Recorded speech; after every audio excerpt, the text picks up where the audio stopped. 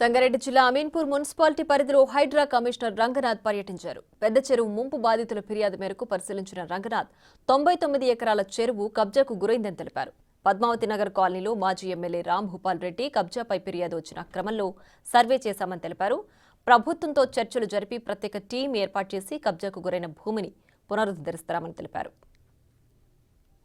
Municipality పరిధిలో కొన్ని మాకు వచ్చినటువంటి నిర్దిష్టమైన కంప్లైంట్స్ మీద మేము ఇక్కడికి రావడం జరిగింది.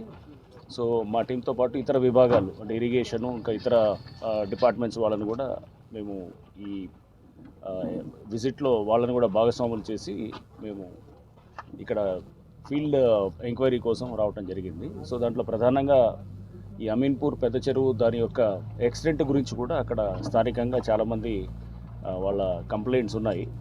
సో ఆ చెరువు విస్తీర్ణం యాక్చువల్గా లేక్ మెమోయర్స్ ప్రకారం అంటే ఒరిజినల్ రికార్డ్స్ ప్రకారం వారు చెప్పడం దాన్ని బట్టి అరౌండ్ 95 ఏకర్స్ ఉన్నాయని అంటున్నారు.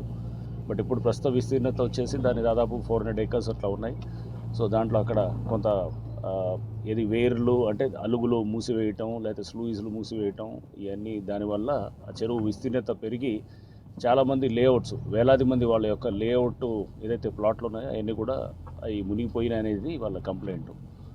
సో దాని మీద తప్పకుండా మేము ఒక టెక్నికల్ బృందాన్ని కూడా దాన్ని ఎంక్వైరీ చేసి తర్వాత ప్రభుత్వంతో డిస్కస్ చేసి దాని మీద డెఫినెట్గా ఒక నిర్దిష్ట టైం లోపల మేము బహుశా ఒక 2-3 మంత్స్ లోపల దాన్ని ఖచ్చితంగా దాని మీద ఏదో ఒక రిజల్ట్ తోటి వస్తాము.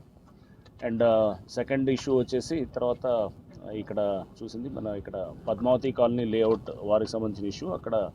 అక్కడ కూడా కొన్ని కంప్లైంట్స్ ఉన్నాయి. అక్కడ ఎక్స్ఎమ్మెల్యే కాడసాని రామ్ భూపాల్ రెడ్డి గారు వారు ఎంక్రోచ్ అయ్యారనేటటువంటి కంప్లైంట్స్ మీద కూడా అక్కడ కూడా మేము వెరిఫై చేయడం చేసాం. దానికి సంబంధించినటువంటి సర్వేయింగ్ కూడా జరిగింది.